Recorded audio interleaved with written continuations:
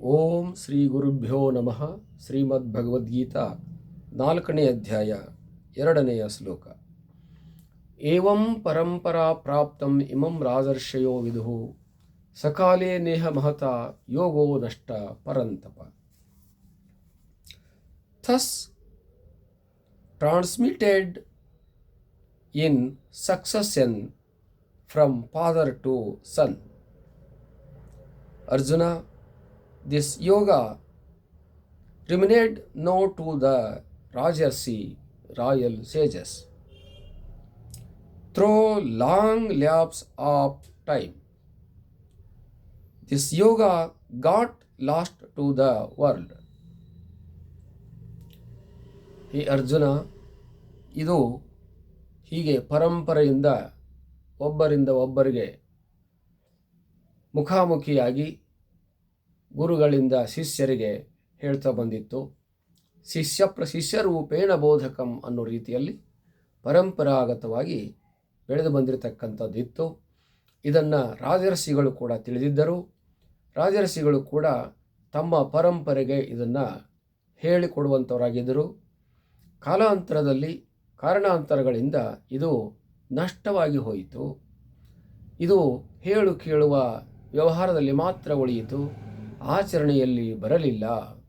ಕೇವಲ ಮಾತಿನಲ್ಲಿ ಮಾತ್ರ ಪ್ರವಚನ ರೂಪದಲ್ಲಿ, ಕೀರ್ತನ ರೂಪದಲ್ಲಿ ಇದು ಮುಂದುವರೆದು ಬಂದಿರುವಂಥದ್ದಾಯಿತು. ಇದನ್ನು ಕಾರ್ಯಗತ ರೂಪದಲ್ಲಿ, ಕರ್ಮ ರೂಪದಲ್ಲಿ, ಕ್ರಿಯಾರೂಪದಲ್ಲಿ ತರುವುದಕ್ಕೆ ನಿಂತು ಹೋಗಿತ್ತು. ಹಾಗಾಗಿ ಇದು ಈಗಲೇ ನಾನು ನಿನಗೆ ಹೇಳ್ತಾ ಇದ್ದೇನೆ ಅಂತ ನೀನು ತಿಳಿದುಕೊಳ್ಳಬೇಡ. ಇದನ್ನು ಮೊದಲಿನಿಂದಲೂ ಕೂಡ ಹೇಳುತ್ತಾ ಕೇಳುತ್ತಾ ಬಂದಿರುವಂಥ ಪರಂಪರೆ ಇದಾಗಿದೆ. ಆದ್ದರಿಂದ ನೀನು ಯಾವ ಸಂಶಯವನ್ನು ಪಟ್ಟುಕೊಳ್ಳದಲೇ ಇದನ್ನು ನೀನು ಕಾರ್ಯಗತ ಮಾಡುವುದಕ್ಕೆ ಸಮರ್ಥನಾಗಿದ್ದೀಯಾ, ಇದನ್ನು ನೀನು ಮುಂದುವರಿಸು. ಒಂದು ವೇಳೆ ನೀನು ಇದನ್ನು ಕೂಡ ನಿಲ್ಲಿಸಿದೆಯಂತಾದರೆ ಇಲ್ಲಿ ನಿನ್ನ ಆಚರಣೆ ಅನ್ನುವಂಥದ್ದು, ವಿಚಾರ ಅನ್ನುವಂಥದ್ದು, ನಿನ್ನ ಕರ್ತವ್ಯ ಅನ್ನುವಂಥದ್ದು, ನಿನ್ನ ಕರ್ಮ ಅನ್ನುವಂಥದ್ದು ನಿಂತು ಹೋದಂತಾಗುತ್ತದೆ. ಪರಂಪರೆ ಅನ್ನುವಂಥದ್ದನ್ನು ನೀನು ನಿಲ್ಲಿಸಿದಂತೆ ಆಗುತ್ತದೆ.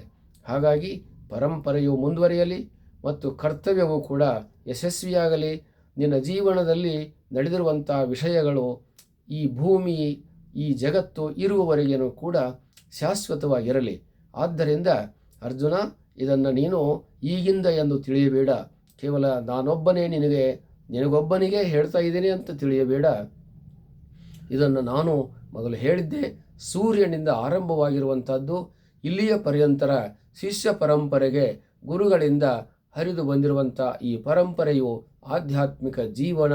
ಇದು ಅತ್ಯಂತ ಮೌಲಿಕವಾಗಿರುವಂಥದ್ದು, ಇದು ಜ್ಞಾನ ಭರಿತವಾಗಿರುವಂಥದ್ದು, ಸಂಪದ್ಭರಿತವಾಗಿರುವಂಥದ್ದು, ಶಕ್ತಿಯುತವಾಗಿರುವಂಥದ್ದು, ಲೋಕಹಿತಕಾರಿಯಾಗಿರುವಂಥದ್ದು.